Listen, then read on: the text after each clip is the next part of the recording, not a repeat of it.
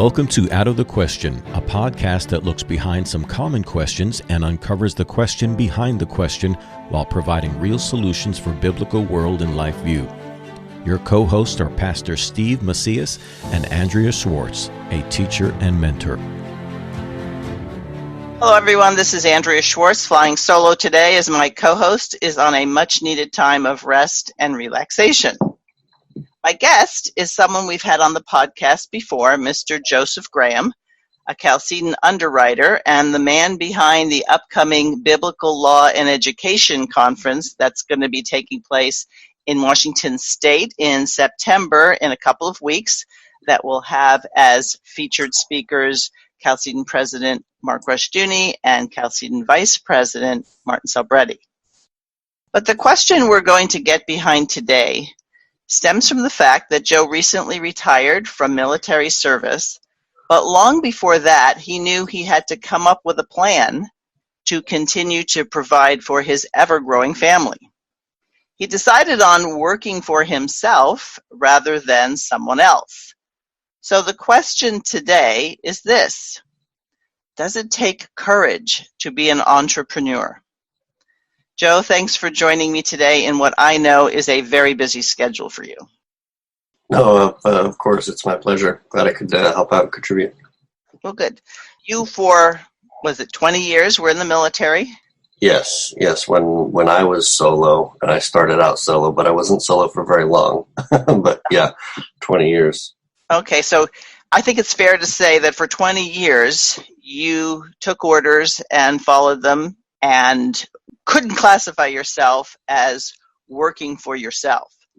And I know that as you were getting towards the retirement, you had to start making a plan. So why don't you share with our listeners the sort of process you went through to determine, how am I going to continue my responsibilities as a husband and father and provider now that our life is going to be so much different?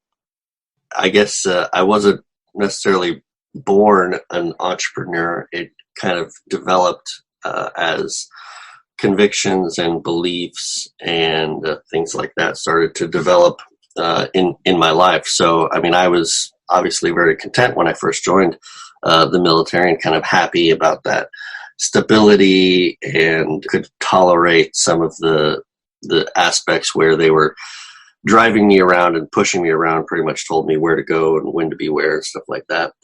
It was tolerable for quite some time. But then I think just over time, as I started to believe and understand how important the family is in kingdom life, that I just started to realize, wow, this really is a powerhouse of activity for how we can be difference makers and influencers, and so not just even internally in my own family's life, but just in other families' life in our community, and so I just very much was kind of inspired to think, wow, I really would love to find a way to be able to work closely with my family to help shepherd them and disciple them, but then also to find a way to really be an influencer in my community and how to provide for other people instead of just taking, but to provide a service back, to produce, to increase, and especially all with a Christian background and philosophy. So it became it kind of got overwhelming me that I need to figure something out. So that was that thankfully that started in enough time in advance before I left the military. But the seeds of my discontent were sown in military life. All right, so you had an awareness of, okay, I'm coming up to retirement, I'm going to have to do something. How much would the writings of Rushdoony and other authors that you started to read influenced you to make the choice in what direction you wanted to go after military life?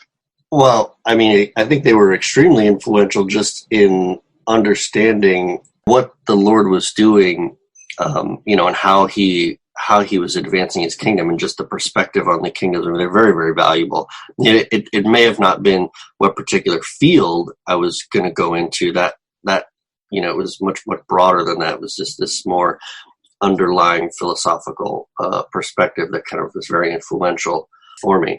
And then with other authors and other books, we kind of found where our passions lied, But I think one of the really, really important things that I got from Rushing, and I don't think I can necessarily have a particular quote about it, was just the fact that there are a vast variety of gifts and talents that are given to a family. And so it's not incumbent upon me to necessarily dictate this is the one thing that we're going to do, but to more find out where our passions and where our strengths lie and what sort of gifts that God has given, and use those things and find a way to leverage those things and encourage their growth so that we can have, the influence that we're supposed to have in whatever way that God is trying to guide us towards. So that was pretty helpful too in our development. So this kind of begs a question, because I've heard people on both sides of this argument that says it's the father who sets the pace for the entire family, and you hear people talking about 5-year plans, 10-year plans, 50-year plans, 100-year plans. Mm-hmm. And then you hear from young people that say, well, my parents aren't doing exactly what their parents did. Where's the balance between a family vision and then recognizing the particular call members of your family have in terms of how they're going to express their gifts? That's a good question. And I think for us, what we realized is that, yes, fathers have a tremendous amount of influence, and they're, very, very important. I mean, both parents are incredibly, incredibly important. And a father does have the burden of setting some sort of direction of where they're going to go. But I think that it's really, really, really important for a father to be very wise and discerning, and to not necessarily impose all of his particular giftings on everybody else. I was just having a conversation with one of my daughters this morning about a trust. And I said, "Hey, honey, do you know what a trust is?" And it just seems like the most obscure conversation to have with my daughter at 7:00 in the morning. But I'm reading some books, and we're discussing it, and I'm telling her, I'm like, hey, so this is how a trust functions. A trust is basically an entity that owns something, and then there are people who are in charge of the disposition of those assets, and they're for the benefit of particular beneficiaries. And so I'm trying to explain to her that we currently have assets at our disposal, and I am currently the one who is in charge of particular assets, but it's for the benefit of the family. And so I have a particular responsibility to properly assess what our assets are, which are far beyond material. They're also, financial and social and educational and human, and to best allocate them according to what I believe the Lord is guiding us towards.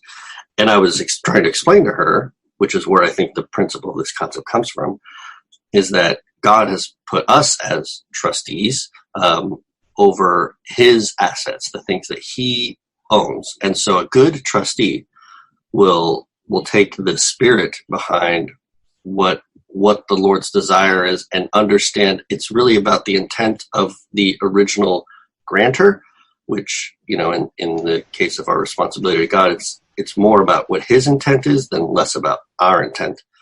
So a really good trustee will understand, the Lord's intent, and figure out, okay, based on the assets that we have, how do we properly fulfill his mandate? And so that's kind of where I see how the father is very, very important in that relationship. I'm just curious, which of your many daughters, how old is she that you were having this conversation with? She's about 12. She's about 12. See, now that's the beauty of a homeschooling family and a large family, because just to get everything done in this household, you need a lot of hands. But in the process of carrying out the various functions, you get to have these kinds of conversations, because really, you probably wouldn't be talking to her about this unless you were actually living it and having to work through your responsibilities as a trustee. Right. So I like what you said about not trying to impose your gifts, because I think you see it in the greater society, dad or mom wanted to be a star athlete and, the ship passed them by or something else happened. So now they're going to impose this on their children. And so you have to be the best basketball player or the best golfer or tennis player, or I always wanted to be an engineer, but I couldn't. So we're going to do this for you. Describe a little bit how you convey the idea of what you guys are doing as a family, but not running over them as individuals. Yeah, so that's another interesting thing. While I'm not going to say that I'm my intent is not to run roughshod and direct exactly what they're going to do. I also understand that they're kind of immature in their development as far as understanding exactly what they even could do or what they're good at. And I also have a tremendous amount of influence just by what I expose them to. So that's the other part about why what I put in front of them or what I influence, how I influence them is very important. So like an example, this is, a great time that about being an entrepreneur. So about a week ago or so, I went on a business trip to go do some training, and I was able to bring Cadence along. Cadence is 15. She just turned 15, and they were having kind of side-by-side training for teens as well. And it's about entrepreneurism, a lot of aspects about business and taxes and all the really interesting stuff that 15-year-olds should learn about. And she got to hang out with a lot of other people, and they took her to a giant arcade in Orlando, like this massive arcade. And they talked to them about how much it costs to run, how much it costs to start, how big their power bill is, and all these real interesting things. And I was in my training separately, and then we came back in the evening and we talked and just, hey, what did you learn? What was it like? And whatever. And for her, I was explaining to her, I was trying to impose her. I was like, honey, do you understand why you're here? Because there's obviously a lot of men and women there, at least there are, girls and boys there.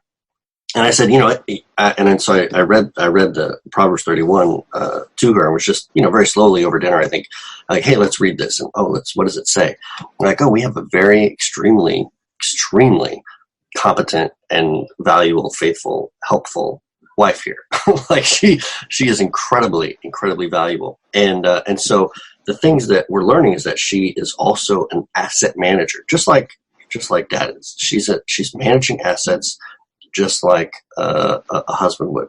And the better that she is at understanding the management of those assets, then the better, more valuable she will be. That's why her worth is so high, because she knows how to allocate resources, she knows how to assess value, and she knows how to give good, kind wisdom, words of wisdom for her family's benefit.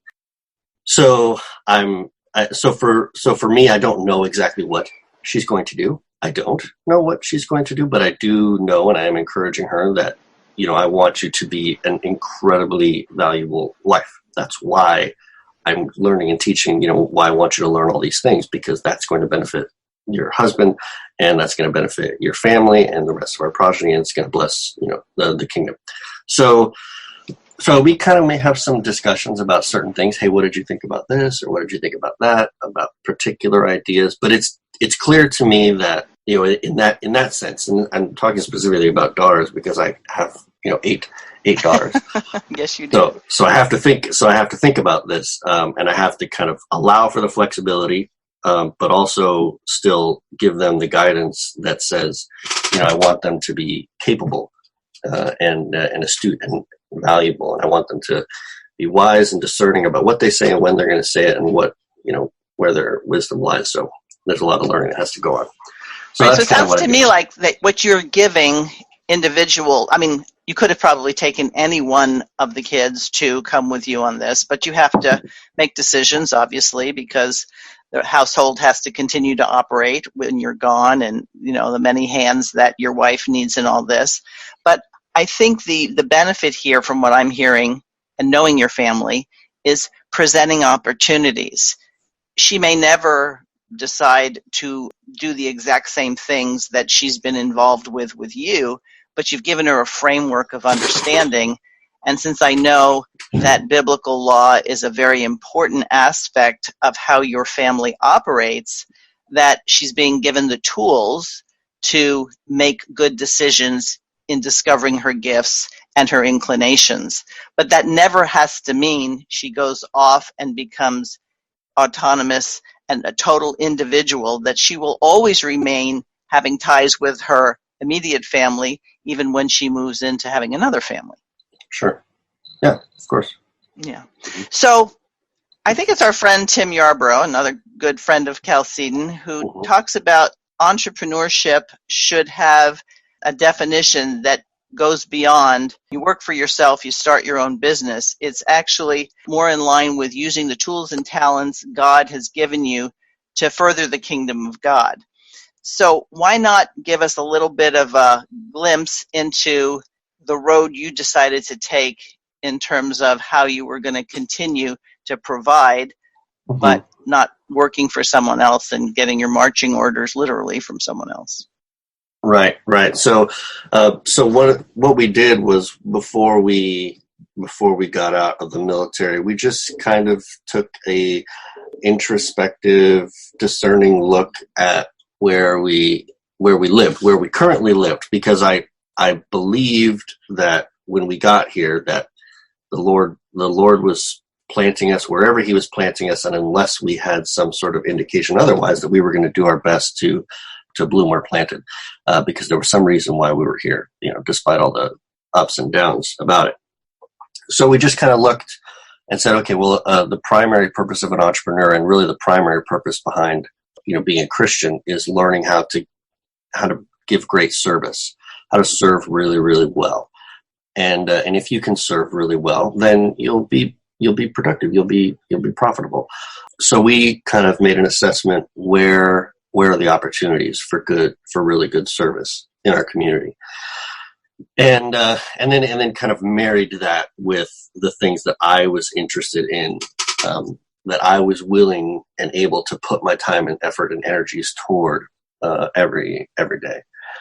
And so, I mean, I know friends that are very interested in localized farming, and I thought that was great, but we killed everything we tried to grow. And I just didn't like that. I was like, I didn't really want to do that. I know friends who will raise beef, and they're focused on the agrarian thing, and we do have people that do that out here, but that wasn't really what I was interested in as well.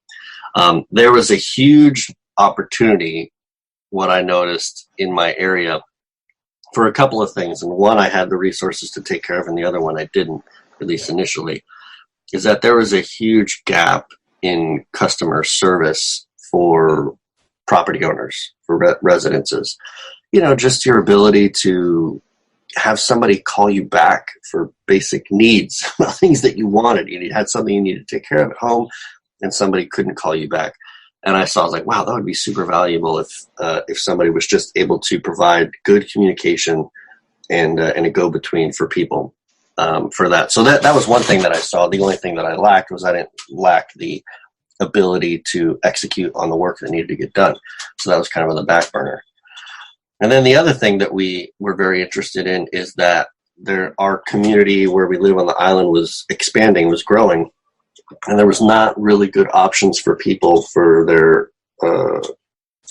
homes, because a lot of them were old and vacant, and they were just kind of run down. So we saw that there was an opportunity for that too as well. So we decided to get into the residential redevelopment, where we basically take these distressed homes and return them back to the community and fix them up and put a family in. So that's where we kind of focused our efforts, which then, because we started doing that, led into the ability to provide services back towards the community for a lot of residential type construction services. So by that one business and starting another one, so now I have two businesses going at the same time, and we started employing people in the community and stuff, that we're able to kind of meet both of the needs that we kind of originally saw, many years ago. So that's a good paradigm for dominion, taking dominion over your own life, over your own ability to provide, and then as a result of isolating services that are needed that aren't being fulfilled, and doing so, now there's added value not just for your family, but for other people, and you're employing other people. Right. And really an entrepreneur is he's just a problem solver. That's all it is. I mean, if you have the ability to identify problems and come up with a viable solution, because nobody really is going to pay you to just complain about the problems. Like that's not really very valuable. So you actually have to find out a viable way to solve the problems, which is where all of the creativity and ingenuity comes in, which is really fun. But then you have to be able to make the process repeatable, which is where the business aspects Sure. come in. It has to be able to be replicable, repeatable, potentially scalable, depending on how big you want to get or whatever. But if you think about it that way, and Jessica and I, we talk about this regularly, that our life seems to be filled with problems, and the Lord must think that we're really good at taking care of them. Right.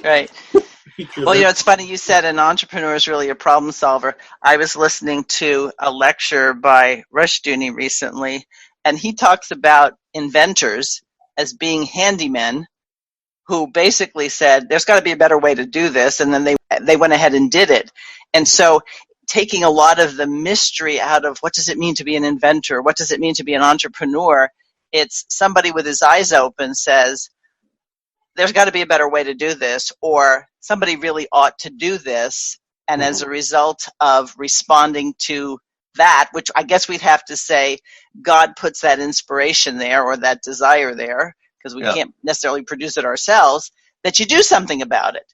So it's like, I remember when my kids were little and I was changing diapers, I said to my husband, somebody ought to create a diaper, especially these disposable ones, that if you check to see if the baby's wet or whatever, and he's not, that you can reseal it. And he said, I don't think anybody would ever buy that. Well, guess what? Somebody has. So I wasn't the only one who had the idea. Sure. It's easy to have an idea. I mean, how much does it take to have an idea? Right. It's executing on that idea in the midst of, well, what's the right materials? How do we market it?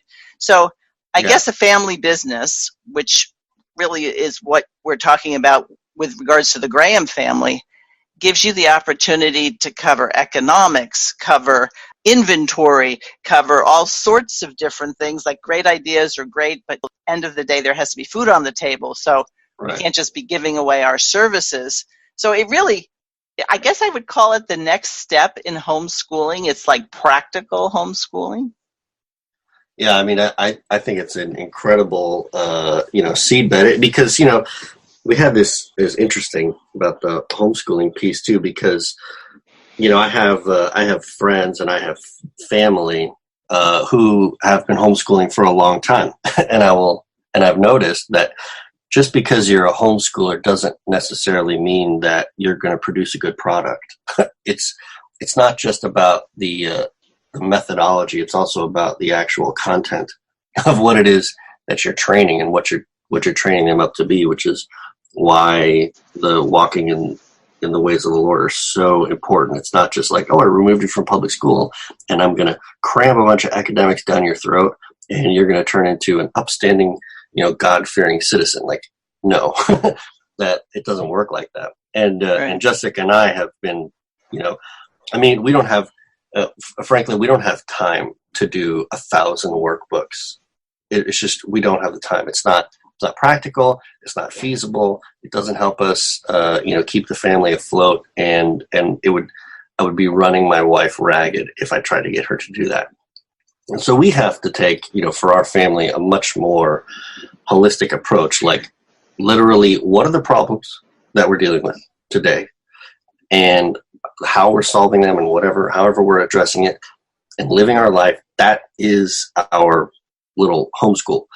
There is some formalization as far as the reading is concerned, maybe some assignments for stuff and a little bit, math in there, but most of it is very organic. It's just literally driven by the things that we need to get accomplished regularly.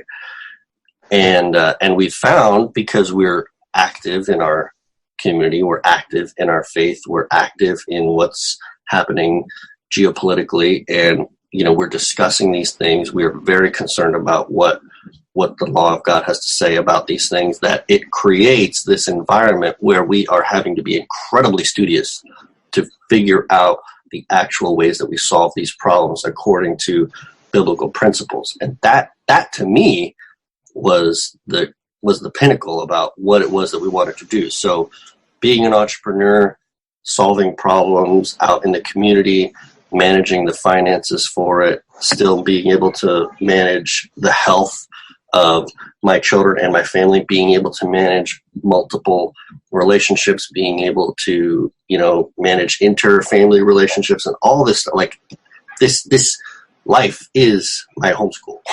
It literally. Right. And I think it really brings up a good point here. Way back when, the reason you learn how to add, subtract, multiply, and divide is to use those skills. We've moved into an area culturally where having skills doesn't always translate to, well, why would you need them? How would you use them? And so rather than sit down and do workbooks, which early on in my homeschool, I decided this was a waste of time. Workbooks were, I think, designed to help teachers that had lots of students in their room, maybe help one student and keep the rest of them busy. But if that's not your orientation, certainly in a homeschool, you don't have to do that, is that as you constantly relate, all right, the reason that you need to understand percentages is because if we're going to make a commission of so much percent on whatever we sell, you want to make sure that you know what that's going to be and is it worth your while to take on this project. So right. I think academics are tools in the toolbox. I think too often people make it the product. Right. Yeah, they make it the goal, the goal. And to us, I think thankfully that was one of the really, really big things that we learned about from reading from the Chalcedon authors and from Rushton, just like kind of begin with the end in mind. Right. Like what are we trying to accomplish? What are we trying to achieve? And the focus, it seemed like culturally, had been the college and stuff like that. Okay, well, what's the why are we going to college? Oh, you go to college to get a good job. Okay, why do you want a good job? Well, because you're going to raise your family. Oh, you're going to raise your family. Okay, so if and again, what's the purpose of the family? Okay, so what's the purpose of the family? The family. So I mean, if you really break it down, it's like, okay, our goal here on the face of this earth is to glorify God by advancing his kingdom and, submitting all lordship to him, humbly serving him. So, and then if that is the real goal, and yes, we have, and then the family is kind of the primary mover in that, with the husband and wife. Okay, then the husband and wife relationship, very, very critical, very important. And then obviously the children has to learn how to be educated and learn how to function in the family to advance that mission. Okay, so then the education of the children. So now, and then obviously the family, if its purpose is to provide for the community and advancing and serving other people and engaging in business, so that they can be improving quality of life for other people, specializing in particular areas, so that it improves the quality of life for everybody. Now you can see much, much more why we're doing what we're doing, and it just starts to revolutionize what our goals are. So, college, for us, it's always been like, college is, it's a hammer. It's a hammer. And if I have a nail, I'll use that hammer to whack that nail. But if right now I need to saw that board down, then college it's not a saw. College is a hammer. Or whatever. Right. Okay, then I need to use a saw for this or whatever it is. And so for our family, it's like, we're doing this. These are the things we do. You know what? I don't need a single college degree to do any of the stuff that I'm doing. I do have to be wise and studious and hardworking and have ingenuity also. And you know what? College degree not required for any of that stuff. Period. Right. And then it gets back to, let's see what you've produced. There's a difference between being able to get good grades on a test or being able to write papers which may or may not have any basis in terms of applicability, because you're saying this is what it should be as opposed to I've actually done this.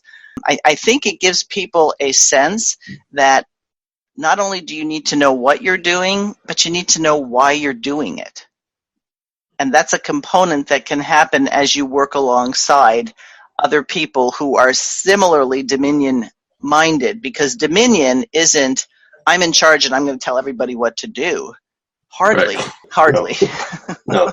I mean, if you can inspire other people to get on board with what the mission is, but ultimately you want people to all be executing the mission, because they believe in it. Like, they've captured it, they understand it, and then you just let them execute their gifts in accordance with what the mission is. Right.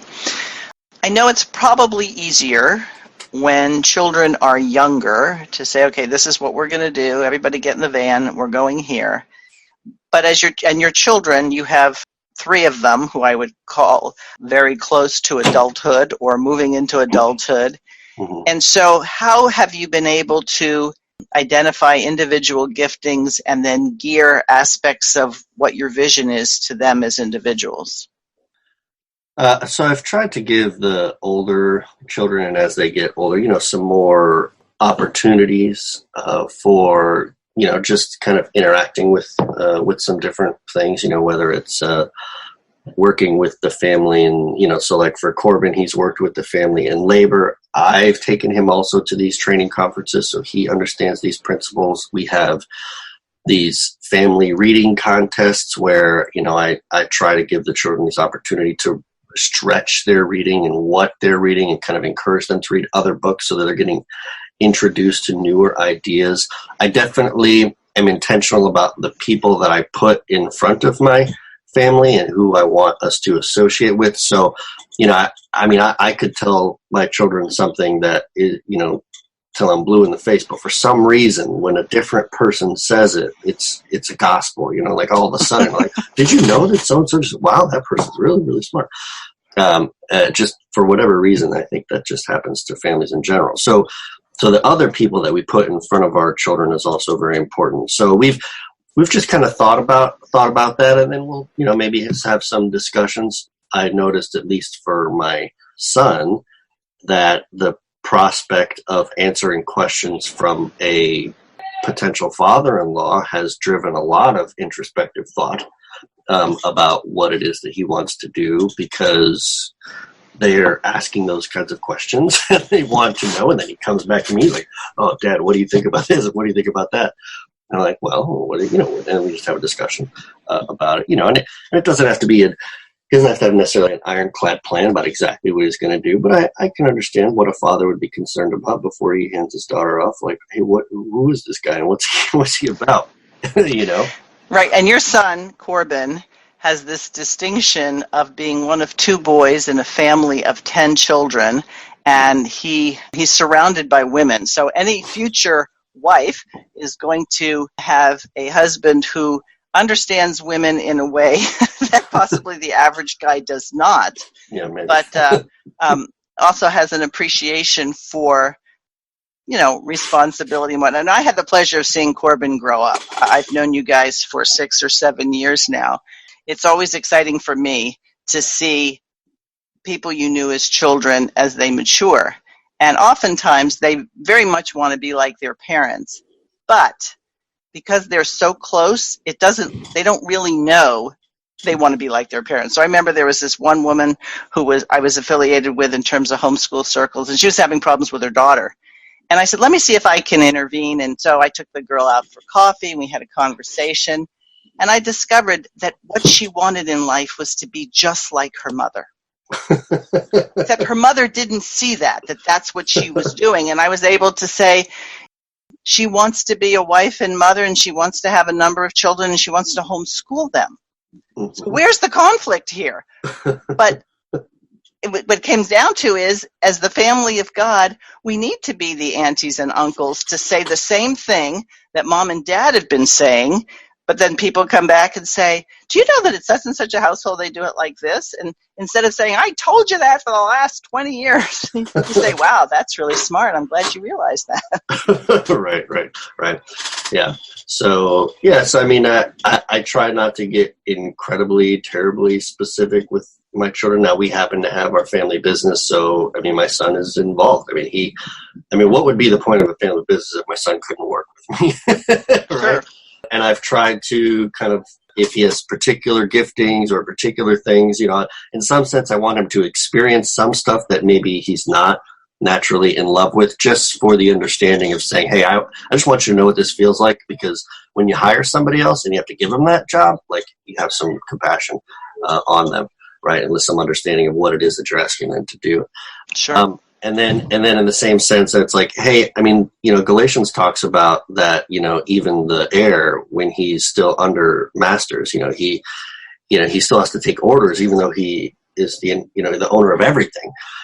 So I still want him to understand, hey, this is all, like, all these things that I'm doing and working for is so that you can take over what I'm doing. So that's what I'm molding you into, is to be the owner. So I need you to, so I'm inspiring him, or trying to inspire and encourage him to act like a owner, even though he's currently, under guardians. Sure. Right now. Curious, do your girls pick up hammers and build things too, or is this just a guy thing?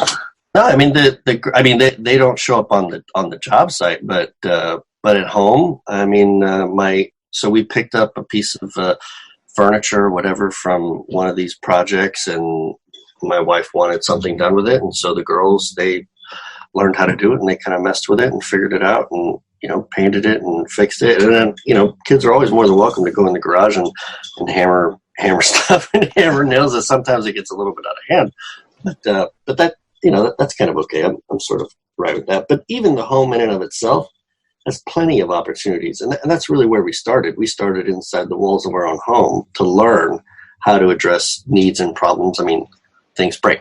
They have to get fixed, and sometimes you can't wait for your husband to get home to take care of it. Like it would be kind of valuable if you learned how to do this for your home on your own. And now there are YouTube videos that will tell you how to do it. Exactly. So yeah, you just have a little bit of inspiration, ingenuity. Again, find out where your resources lie, find the problem, and then try to address it.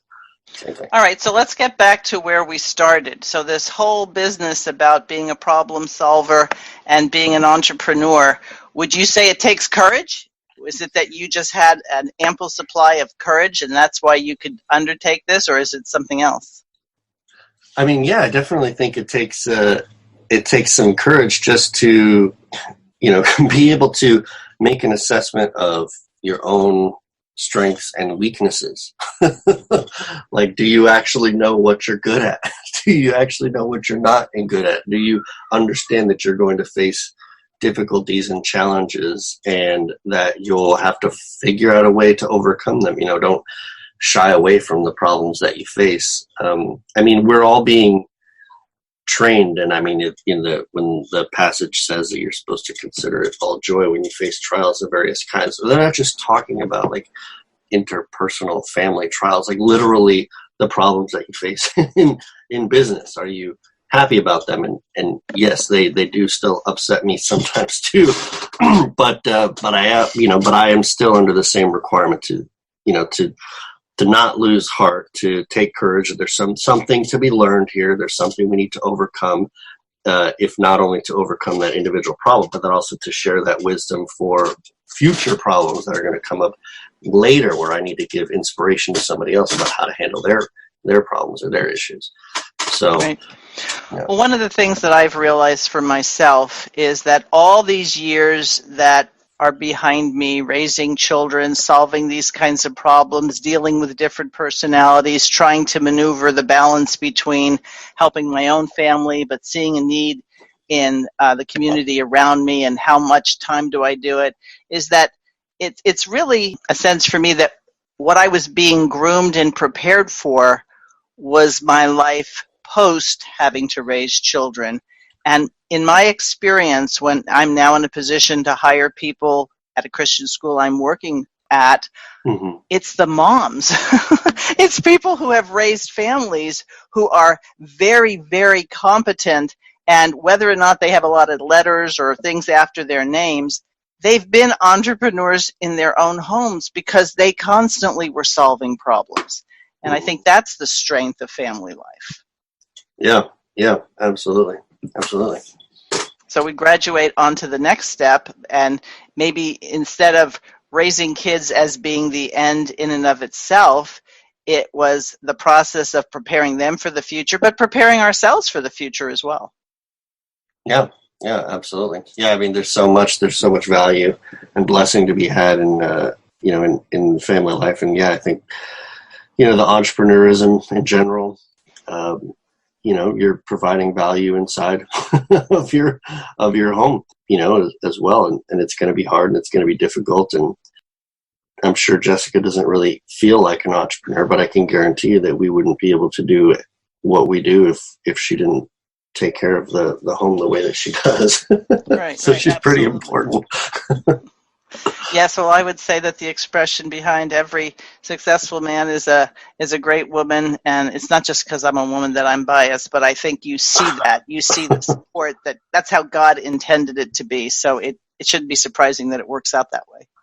Absolutely. Yeah, absolutely. Okay, so we're coming to the end of our time. How do people get in touch with you? Share a little bit about the ministries that you're doing, the upcoming conference. Just give people lots of different ways they can talk to Mr. Joe here. Sure. So, we have our family ministry blog website is reconstructionlife.com. And there's information there about the conference that we're hosting here at the beginning of September. So we have that couple of books, a few books that we've published through there, and somehow we've fit that in. I try not to be too ambitious. Maybe that's not true. Maybe I try to be overly ambitious. But we have the conference that we've been having once a year, and so we're glad to be able to have Mark and Martin come out and speak. That's a huge blessing for us out here. So that conference is particularly about biblical law and Christian education, because again, I think the law is just very, very misunderstood, but critically important in the Christian's life.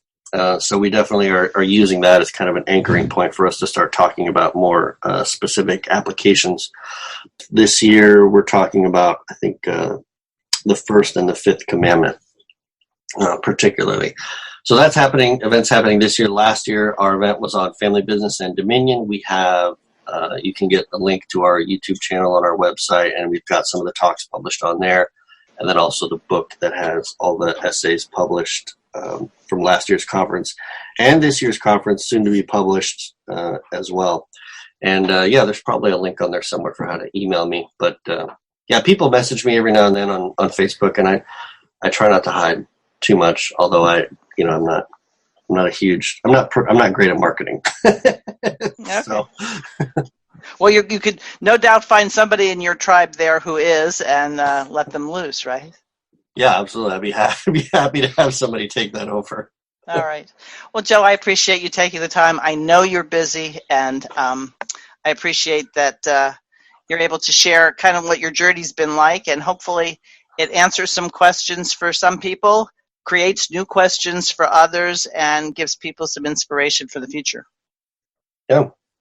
Listeners, if you have comments about this podcast or previous ones, or even suggestions for future ones, contact us at outofthequestionpodcast@gmail.com, and we'll do our best to cover them. Until next time. Thanks for listening to Out of the Question. For more information on this and other topics, please visit chalcedon.edu.